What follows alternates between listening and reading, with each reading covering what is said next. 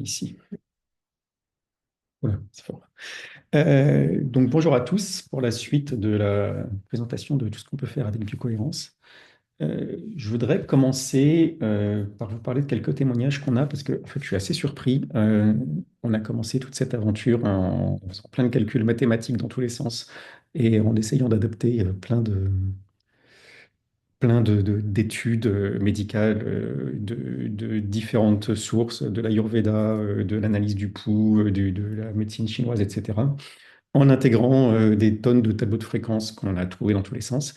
Mais j'avoue qu'au début, tout ça était pour moi très, très, très théorique. On a commencé à faire des essais ici, on a vu que les résultats étaient pertinents, que c'était intéressant, etc. Et puis, il y a un an, on a commencé à faire des conférences en anglais et on a maintenant peut-être à peu près 1000 personnes qui sont dans le groupe de test d'utilisateurs bêta. Donc, soit des praticiens, soit des utilisateurs normaux. L'appli aujourd'hui est disponible en 6 langues et on est en train de la sortir en 20 langues. Donc, ça va vraiment devenir quelque chose de mondial. Et du coup, là, c'était un petit peu la période de on laisse tout ça dans la nature. Hop, oui, on peut arrêter AI compagnon, on s'en fiche. Hop, arrêter, clac. On s'en sert jamais de ce truc, mais ça se lance tout seul.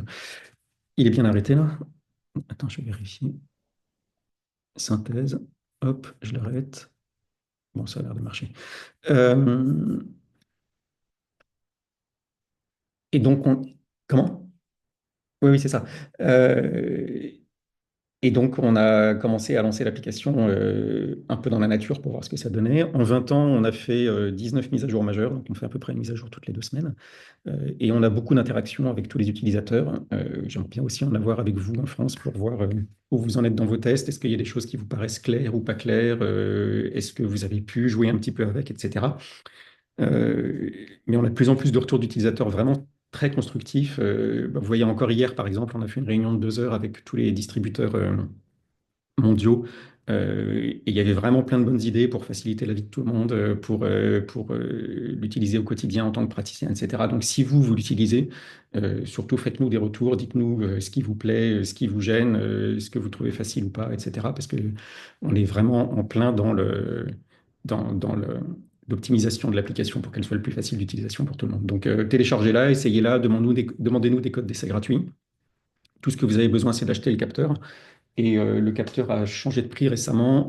On peut l'acheter maintenant pour 89 euros sans licence, ou alors il existe toujours les anciens prix avec les licences d'essai qui sont incluses.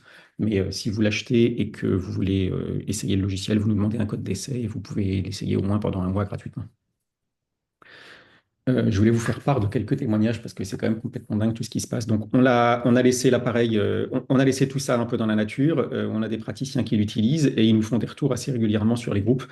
Euh, donc, par exemple, je vous les lis tel quel. Un utilisateur qui s'appelle Dan a rapporté qu'après avoir suivi la méditation 10 sur 10 vision créée par Christine, sa vue s'est nettement améliorée, ce qui suggère que la méditation ciblée ou les fréquences peuvent avoir un impact sur la vision. Donc en fait, lui, Christine a fait ce qu'on appelle des programmes de base. Donc quand on est sur l'interface de l'application, euh, quand on lance l'application, en fait, vous avez accès ici directement à ce qu'on a appelé des programmes de base, qui sont des programmes tout faits, qui sont faits par Christine. Et donc, si on va dans Core, par exemple, vous allez trouver quelques programmes tout faits. Et ces programmes, ils permettent de commencer avec l'application sans avoir fait l'enregistrement, sans même avoir fait un capteur et sans même créer un compte. C'est-à-dire que vous installez l'application sur le téléphone, par exemple, depuis les App Store, et sans même créer de compte, vous pouvez commencer à jouer tout ça. Et donc, lui a fait ce programme qui s'appelle Vision 10 sur 10. Dans le détail, on peut voir tout ce que Christine a mis dans ce programme. Donc, on a une méditation spécifique sur une routine pour s'entraîner les yeux.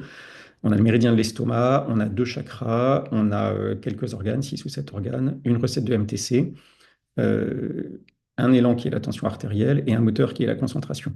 Et une fois qu'on a cette sélection, on peut soit directement jouer les fréquences, soit jouer une méditation guidée sur 1, 2 ou 3 ou 7 jours. Là, en l'occurrence, ça va être sur 7 jours parce qu'il y a 7 organes. Mais quand on fait le boost, on clique donc tout simplement sur Boost harmonique et on va pouvoir lancer directement toutes ces fréquences-là ou les exporter sous forme de MP3. Donc, ce que fait cet utilisateur, c'est que il joue simplement ce fichier MP3 qui dure 20 minutes en l'écoutant le matin avant de faire son activité dans la journée. Et il a remarqué qu'en une semaine, il n'a plus besoin de mettre ses lunettes, ce qui est quand même complètement dingue. Donc, il disait qu'il voyait beaucoup plus net, plus loin, etc. Donc là, il a eu un résultat qui était déjà assez intéressant. Deuxième résultat assez dingue. Donc ça, c'est les programmes de base. Donc c'est l'équivalent de, si vous connaissez sur Ionex, c'est les programmes compacts ou les choses comme ça. C'est des programmes qu'on peut lancer tels quels, qui ne sont pas faits sur mesure pour quelqu'un, mais qui sont faits pour une approche particulière. Donc on en a dans l'énergie. 7 jours, 7 chakras, 14 jours, 14 méridiens, boosté à 100%, détox. Donc ça, c'est des programmes de base qu'on peut aussi intégrer à ses propres programmes ensuite si on veut. Et dans l'esprit, voilà, mon corps au top, j'ai les idées claires, relaxation émotionnelle, sortir de la dépression. Ça, c'est pareil, c'est des programmes que n'importe qui peut utiliser avec l'application. L'idée, c'est de donner aux gens de voir l'efficacité que ça a sur eux et ensuite de donner aux gens d'aller voir un praticien professionnel pour se faire un programme sur mesure. Parce que quand on fait un programme sur mesure, on va se retrouver avec une sélection parmi 1400 programmes différents. Donc une méditation entièrement sur mesure et des fréquences entièrement sur mesure. Oui, oui, non, mais je vais en parler des autres témoignages. Ouais, on a 5 témoignages qui sont tous plus dingues que les autres. Donc, le premier qui a la vision qui s'arrange en une semaine, juste en écoutant des fréquences audio, c'est pas mal, mais vous allez voir, ça fait que crescendo. Ensuite, on a la mère d'un utilisateur souffrait de douleurs dorsales sévères depuis près d'un an. Attendez, je remets le texte. Euh, en essayant de nombreux traitements médicaux sans succès. Donc, elle a tout fait, l'hôpital, elle s'est mise à prendre des antidouleurs jusqu'à monter les doses x10, etc. Il n'y avait rien qui marchait. Et elle était complètement réticente à tout ce qui était approche alternative. Donc, elle voulait absolument passer que par les médecins officiels, l'hôpital officiel, etc. Euh, Elle a fini par appeler l'utilisateur qui lui parlait de tout ça et elle disait, bon, c'est n'importe quoi ton truc. Et au bout d'un an, en disant, écoute, ça fait 2 mois que je dors pas, j'en peux plus, j'ai trop mal, etc. Et donc, je vous lis le texte. Après avoir finalement accepté d'essayer les fréquences sonores, elle a écouté un protocole harmonique conçu pour elle. Donc, Christine, en fait, à la demande de cet utilisateur, a fait un protocole douleur. C'était quoi, douleur dorsale ou douleur générale, on va dire. En l'espace de 30 minutes, sa douleur est passée de 90% à 10% et elle a pu à nouveau se déplacer librement. Et le lendemain, son mari a appelé en disant qu'elle avait été complètement transformée. C'est-à-dire, elle a passé la meilleure nuit qu'elle a pu passer depuis un an. Elle a dormi comme un bébé et elle a changé de caractère complètement. Et c'était quelqu'un qui était devenu insupportable. Et d'un seul coup, elle est devenue beaucoup plus aimable, etc. Donc, en fait, la douleur avait disparu en une demi-heure de fichier audio. C'est encore une fois complètement dingue. Euh, un autre utilisateur a testé sa force de préhension, donc avec un petit outil qui permet de mesurer quelle puissance on a dans les doigts, avant et après les fréquences, et il a observé une amélioration significative, ce qui nous donne un retour d'information en temps réel et qui démontre l'impact immédiat des fréquences sur la force physique et la fonction du système nerveux. Donc là encore, avec ce genre d'outils qui sont un ressort avec un petit affichage numérique, en fait, avant, après les fréquences sonores, on a un effet immédiat. Donc ça se mesure tout de suite. Et la plus dingue, une utilisatrice qui souffrait de luxation fréquente, enfin, elle se déboîtait le genou, en fait. Donc, elle se déboîtait le genou, d'abord tous les jours, ensuite toutes les heures, ensuite toutes les minutes, ensuite même carrément. Pendant qu'elle dormait, il suffisait qu'elle bouge un petit peu et clac, elle avait le genou qui se déboîtait, ça la réveillait et à chaque fois, ça lui faisait une douleur d'enfer. C'était une praticienne, donc comme vous, qui a plusieurs appareils et qui avait commencé à s'intéresser à biocohérence de loin sans vraiment l'essayer. Et donc finalement, au bout de quelques mois, elle se dit, bon, j'arrive à rien avec rien. Je vais quand même donner une chance à biocohérence. Donc, elle regarde un petit peu dans les programmes, elle se fait un scan. Dans le scan, il sort quelque chose qui a trait au genou, directement dans les organes. Et donc, sans trop réfléchir, elle clique dessus, elle fait lecture des harmonies pendant quelques secondes. Voilà. Elle lit le programme qui doit durer 1 minute, quelque chose comme ça. Et instantanément, son genou a cessé de se déboîter. Et en fait, elle nous a fait le témoignage un mois après. Et pendant un mois, son genou s'est plus jamais déboîté. Et donc, c'est quand même complètement dingue. Donc là, on applique des fréquences audio qu'on peut entendre. Et manifestement, ces fréquences audio ont une telle efficacité qu'elles sont capables de rétablir une luxation du genou. Euh, donc, voilà, là, je sais plus trop quoi dire. On a des résultats après appliquer ces trucs-là en quelques secondes. Hier aussi ou avant-hier, on a eu des témoignages de gens qui avaient une endométriose, qui ne savaient plus comment s'en sortir. Et ils ont pris, en fait, Christine avait fait un programme de base qui s'appelait Règles douloureuses ou un truc dans le genre. Euh, Programme menstruel, tout simplement, voilà, c'est ça. Donc elle s'est dit, bon, allez, j'essaye, je mets programme menstruel. Et elle l'a mis et elle a senti tout de suite que ça allait mieux. Et après ça, elle a dormi comme un bébé et elle n'a plus mal du tout. Donc sur l'endométriose, encore une fois, des résultats assez immédiats. Donc, toutes ces choses-là sont quand même vachement encourageantes parce que ça veut dire que, d'une part, au niveau de la détection, on arrive à avoir des choses très pertinentes, mais d'autre part, au niveau de l'harmonisation, on a des effets que, moi, personnellement, j'avais jamais vu des effets aussi rapides que ça, surtout sur le fait que, bah, finalement, vous pouvez envoyer au client un fichier MP3 et il loue le fichier, il écoute le fichier MP3 sur n'importe quoi et ça a l'air d'avoir des effets directement, quoi. Donc c'est voilà, c'est assez fou. Du coup, j'ai fait un petit peu de recherche et je me suis demandé comment ça pouvait marcher. Et je suis tombé sur quelque chose auquel je n'avais pas encore vraiment pensé, qui est vachement intéressant, qui est l'effet piézoélectrique. Euh, donc l'effet piézoélectrique, ça se produit lorsque certains matériaux, y compris des parties du corps humain comme les os ou en particulier les fascias aussi, euh, des tissus conjonctifs, donc, peuvent générer des signaux électriques ou recevoir des signaux électriques sous l'effet d'une contrainte mécanique. C'est-à-dire que quand on fait une torsion, ça génère des champs électriques, mais inversement, quand on applique des champs électriques ou donc des champs acoustiques, on verra comment est-ce que ça peut se transmuter, se transcoder. Ah zut, j'ai oublié le mot. Enfin bref, se transformer ensuite. Euh, il est possible que le fait d'appliquer ces fréquences-là puisse créer des micro-mouvements directement physiquement dans les fascias, par exemple. Et donc, lorsqu'on écoute les fréquences audio, les ondes sonores peuvent provoquer des vibrations qui stimulent ces matériaux, ce qui pourrait conduire à des signaux électriques qui influencent le système nerveux, par exemple, qui peuvent réduire la douleur et améliorer la clarté, par exemple, ou des choses comme ça. Donc, au niveau nerveux, mais aussi au niveau, pourquoi pas, là, tout ce qui est lié aux articulations du genou, ça pourrait rentrer en résonance avec les tissus du corps. Donc, soit ça passe par le système nerveux, soit ça peut passer par une vibration directe locale, parce qu'on a trouvé des fréquences de résonance qui marchent avec les fréquences particulières de résonance de ces organes-là. Et donc, en mettant les systèmes en vibration, ça crée des choses qui sont assez étonnantes, quoi. Ouais, tu voulais dire? Si je peux intervenir, Oui. je vais essayer de faire un... Bonjour tout le monde. Je vais essayer de faire un pont, en fait, avec moi, ce que j'ai compris des tissus conjonctifs et ce que tu dis. Mais effectivement, pour moi, les tissus conjonctifs, c'est un petit peu l'organe de communication holistique du corps, de communication globale. Et finalement, si je comprends ce que tu dis et les recherches qui ont été faites là-dessus, et aussi des recherches que j'avais lues à propos de la compréhension des méridiens d'énergie qui donc se trouveraient effectivement dans les tissus conjonctifs, Hmm. voilà, et qui seraient des routes de communication d'information, mais aussi d'énergie et de matière, en vérité. C'est pas des tuyaux, mais ça fonctionne aussi comme ça.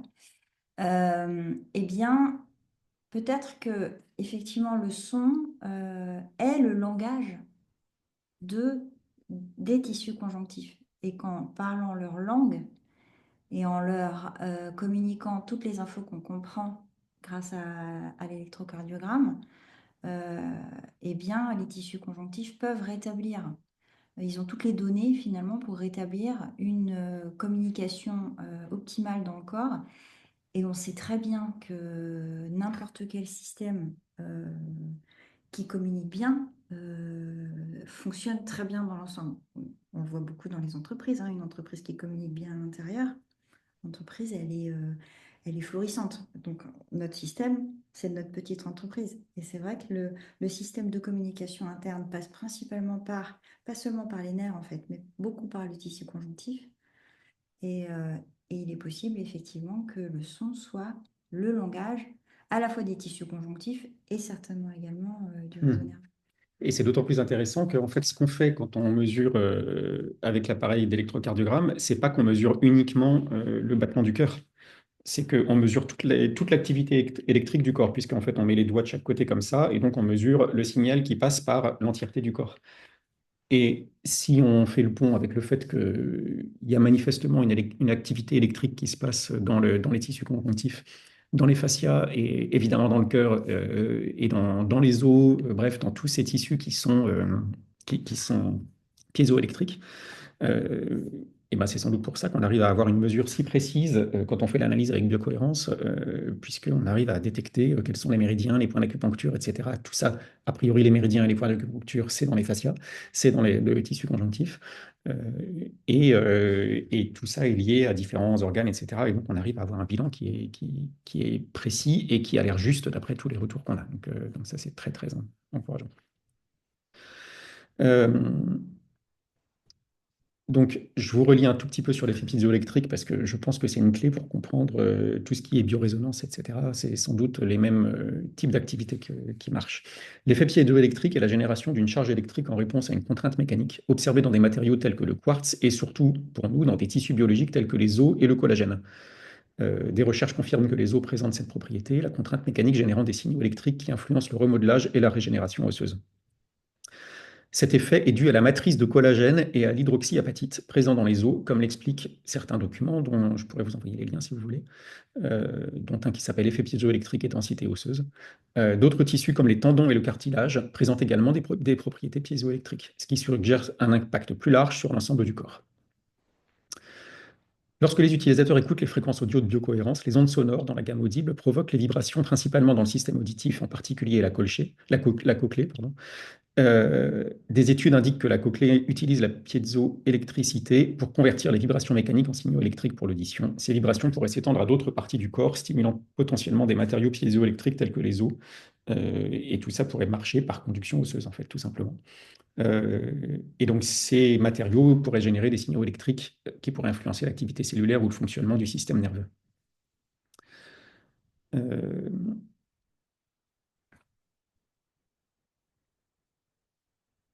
La thérapie par vibration est connue pour soulager la douleur, souvent par le biais de la théorie du contrôle de la porte où les mécanorécepteurs inhibent les signaux de la douleur. L'effet piézoélectrique pourrait y contribuer en générant des signaux électriques qui modulent l'activité nerveuse, réduisant ainsi la perception de la douleur.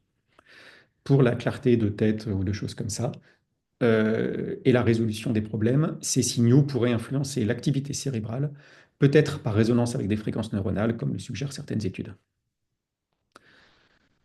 Est-ce qu'il y a d'autres parties intéressantes? Le cas de l'utilisateur souffrant d'un problème de luxation au genou, résolu après avoir écouté un programme relatif au genou, est particulièrement intrigant. L'articulation du genou comprend des os et du cartilage dotés de propriétés piézoélectriques. Toutefois, les sons entendus par les oreilles ne font généralement pas vibrer directement le genou de manière significative. Il est donc possible que les fréquences audio provoquent les vibrations de l'ensemble du corps transmises par le système squelettique qui stimule les matériaux piézoélectriques du genou.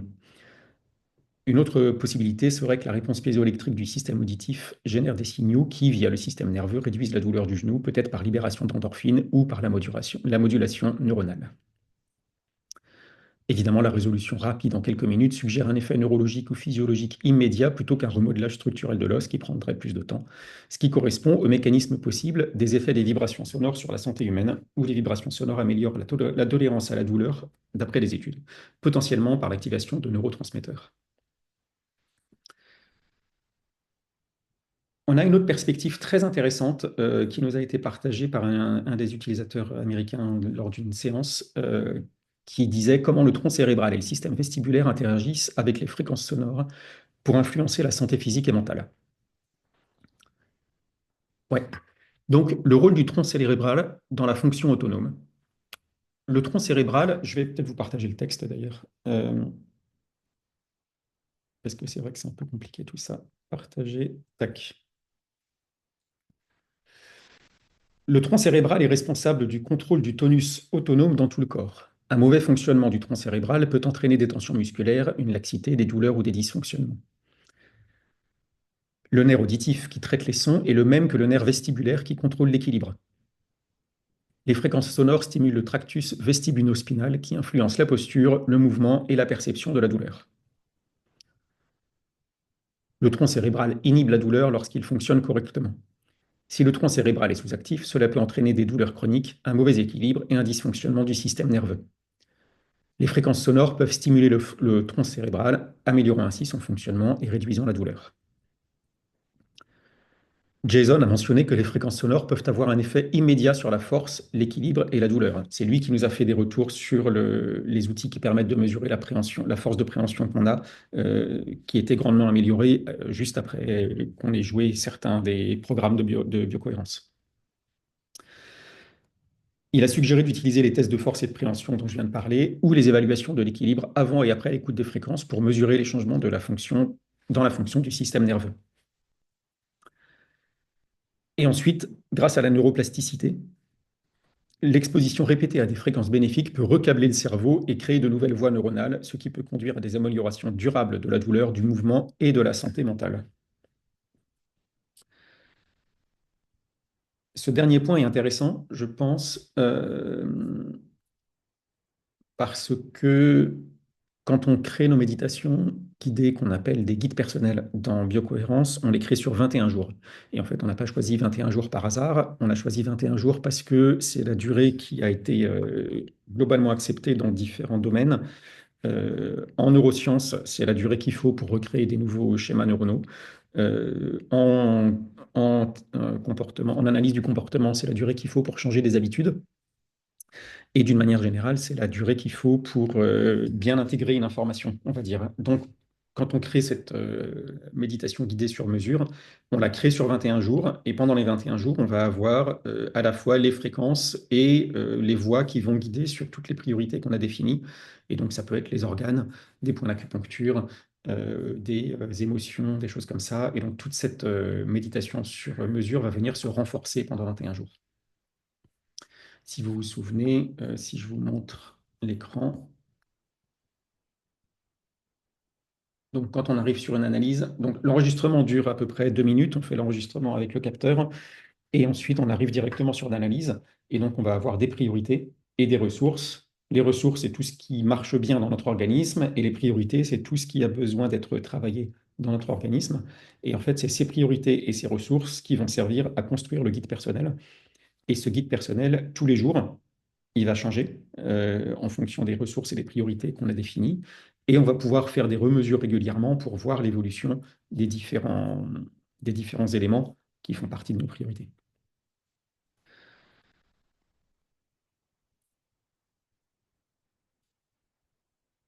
Donc, quand vous allez dans les priorités, vous allez voir par exemple 4 méridiens, 3 chakras, 8 organes, 3 points d'acupuncture, 4 recettes de MTC, 2 élans, 6 moteurs qui sont des émotions.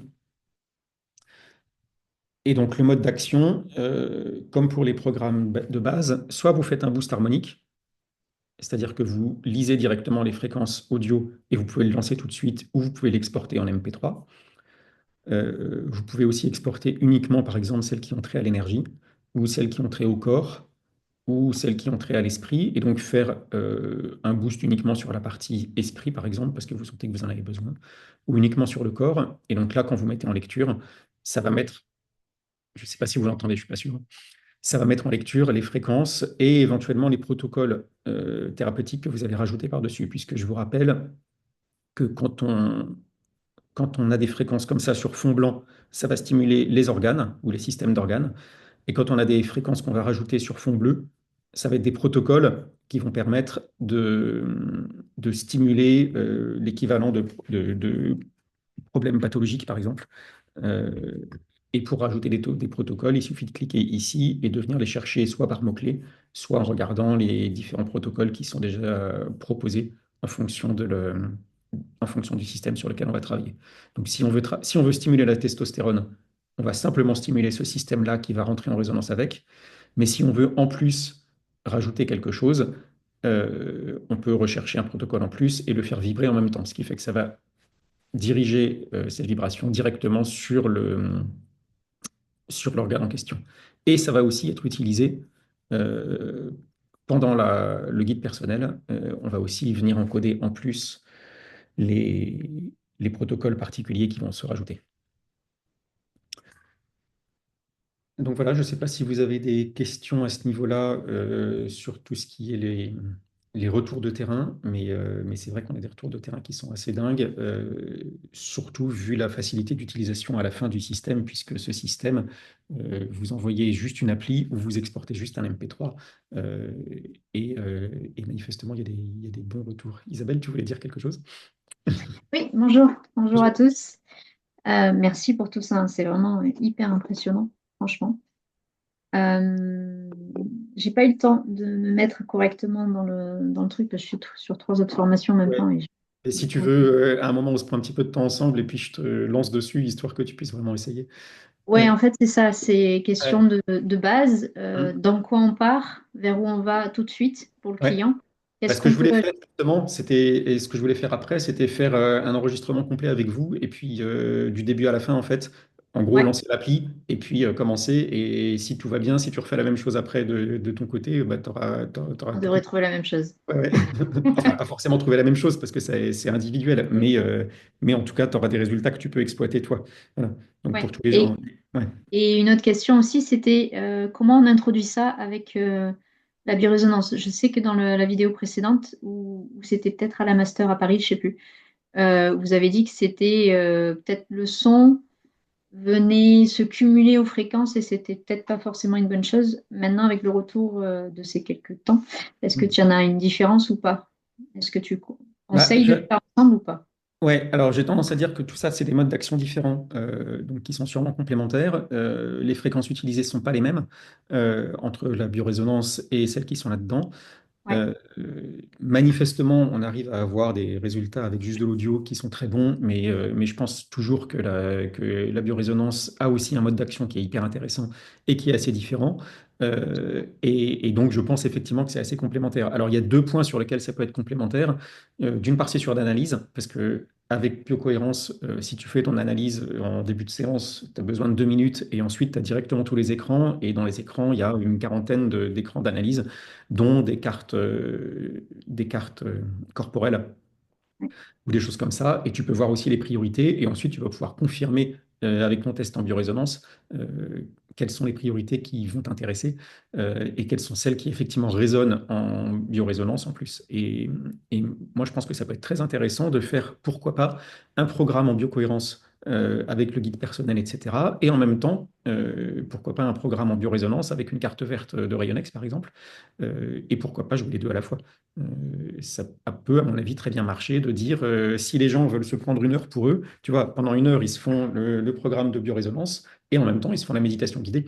Et là, je pense que tu croises quand même beaucoup d'informations à la fois. c'est ça, hein, la question est vraiment là parce que moi, Ah, d'accord. personnellement, pardon, vas-y. Oui, pardon, vas-y. Euh, dans mon utilisation, en tous les cas, je mets les gens sur une pièce à côté et donc ils sont en harmonisation pendant une heure et demie. Oui, Et du coup, je me disais, est-ce que je peux câbler ça en même temps sur le début moi, je pense. et Oui. peut-être sur la fin, j'en sais rien. Mhm. Mais ça peut être un bon moment parce que c'est souvent des moments où les gens principalement dorment. Ouais. Honnêtement. Oui, oui, mais Donc, là, justement, peut-être que si toi, tu fais ton analyse, par exemple, sur une tablette, tu vois, et à la fin, dans l'analyse, il suffit que tu cliques sur lancer la méditation et elle va se lancer toute seule. Donc, tu les laisses dans la pièce avec un casque, par exemple, ou quelque ouais, chose comme ça, et tu lances à la fois ton harmonisation et le premier jour de la méditation guidée. Et normalement, les gens, à la fin, s'ils ont trouvé ça chouette, ils ont juste à installer l'application avec le mot de passe que toi, le login et mot de passe que tu leur as mis sur leur fiche, tu vois. ouais. Et ils peuvent continuer, du coup, la méditation chez eux directement. Euh, Quand les Ok. gens viennent de chez vous, ils ont 5 jours d'accès gratuit et ensuite ils doivent prendre un abonnement et l'abonnement, c'est 10 € par mois. Donc, ça reste un budget qui est quand même très Oui, c'est un raisonnable. budget correct pour Oui, oui, essayer. Et puis après, oui, c'est s'ils ça. prennent goût, Ouais. ils continuent. Et si tu veux juste faire les méditations et les fréquences chez toi, c'est 10 € par mois, tu vois. Donc, c'est pas, c'est vraiment abordable pour tout le monde, je pense. Et du coup, ça change pas du tout au niveau des sons. Je sais que les ordinateurs, si les Mi n'ont pas forcément les mêmes sons d'émission. Ça pose pas du tout de souci là-dessus. Non, non. A priori, on a des gens qui l'écoutent sur tous les... Parce que l'appli, elle est disponible sur smartphone, sur tablette et sur ordinateur. Mhm. Les sons qui sortent sont les mêmes. On peut Ok. même l'exporter en MP3 et les gens peuvent le mettre sur leur lecteur MP3 ou sur leur téléphone, tu vois. Et on n'a pas eu de retour comme quoi il y avait une efficacité différente sur un support ou sur un autre. De D'accord. toute façon, les fréquences audio qui sont émises sont les mêmes, mais même si les gens l'écoutent à faible volume, on a même des gens qui le mettent à faible volume dans la poche et en fait, ils n'entendent pas. et juste ils mettent le Oui, MP3. le corps réceptionne. Et en fait, le corps absorbe et rien que là, ils ont aussi des effets. Donc il semble bien que quel que soit, pour les fréquences en tout cas, quel que soit le mode d'émission, tout va bien. Pour les méditations, j'aurais tendance à dire qu'il vaut mieux prendre un casque. D'abord parce qu'il y a certaines fréquences qui sont émises qui sont des battements binauraux. Et le principe des Oui, battements il binauraux, va être c'est sur qu'il les faut une côtés. fréquence dans une oreille et une autre fréquence dans l'autre, qui sont très légèrement différentes. Et du coup, ça crée un battement entre les deux qui va entraîner le cerveau sur une fréquence qui n'est pas audible.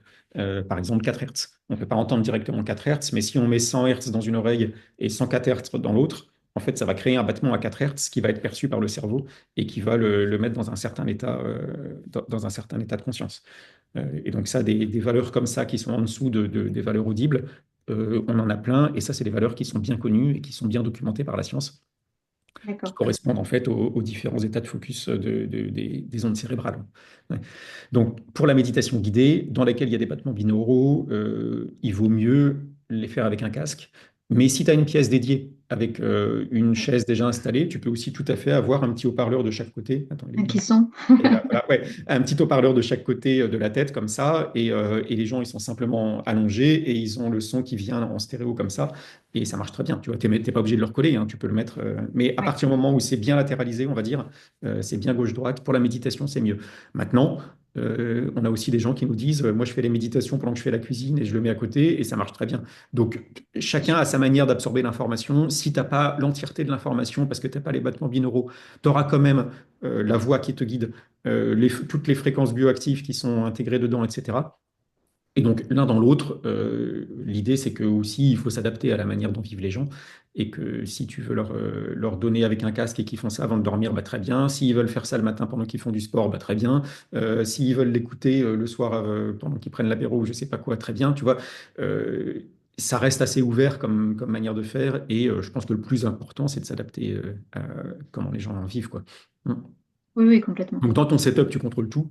Quand les gens sont chez eux, voilà, tu peux leur conseiller de le faire avec un casque, mais que ça marche apparemment très bien aussi si les gens l'écoutent dans un coin, voire le mettre dans la poche et entendre à peine les fréquences. Parce que tu n'es pas non plus obligé. Les fréquences, tu vois, parfois, ça peut être un peu dérangeant. Donc, tu n'es pas obligé d'écouter les fréquences à fond et de te concentrer dessus. Tu peux les mettre assez doucement. En fait, le principe de résonance, ça veut dire que même si tu as une information très très faible qui t'arrive, le fait qu'elle arrive en continu comme ça, va faire résonner les choses. Donc même si l'impulsion est très très faible, c'est pour ça que ça peut marcher, même si c'est dans la poche.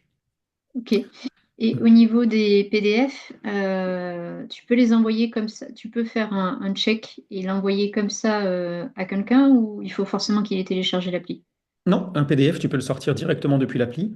Ok, Donc ça, tu peux l'exporter en PDF. Donc si je te montre sur l'appli, après on fera un tour complet, tu vois. Mais bien si je sûr. te montre sur l'appli, en fait, tu vas dans rapport PDF. Là, ça va te générer un PDF avec toutes les informations qu'il y a, plus éventuellement, tu peux rajouter des commentaires en cliquant là. Ok. Donc, si toi tu veux rajouter une petite conclusion ou quoi que ce soit, tu peux ici voilà, rajouter un petit commentaire qui va apparaître dessus.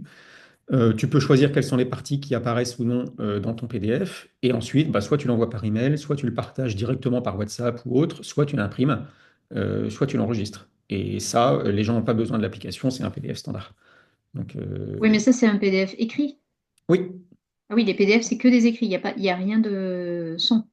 Ah, tu parles. Alors, pour les sons, c'est des MP3. D'accord. Ah, excuse-moi, oui. Oui, c'est ça, pas de problème. Donc, pour le son, tu vas dans Boost Harmonique. Ouais, Tu choisis une variante, donc soit le programme complet, soit par exemple uniquement ce qui a trait au corps, et tu cliques sur Faire le MP3. À partir du moment où tu l'as fait, il sera resté disponible dans ta bibliothèque ici. Et donc, à partir du moment où il a généré, tu peux, encore une fois, soit le partager, soit l'enregistrer. Donc, quand tu le partages, tu peux l'envoyer par WhatsApp ou par SMS ou par message ou autre. Et si tu l'enregistres, tu peux l'enregistrer et l'envoyer par email, par exemple, ou faire ce que tu veux avec. donc ça, ils n'ont pas besoin d'avoir l'abonnement Donc ça, ils dans n'ont un... pas besoin d'avoir l'abonnement, mais c'est moins souple parce que éventuellement c'est plus court, c'est-à-dire qu'il est limité en temps, ça va être 10 minutes Eh oui, maximum. ouais.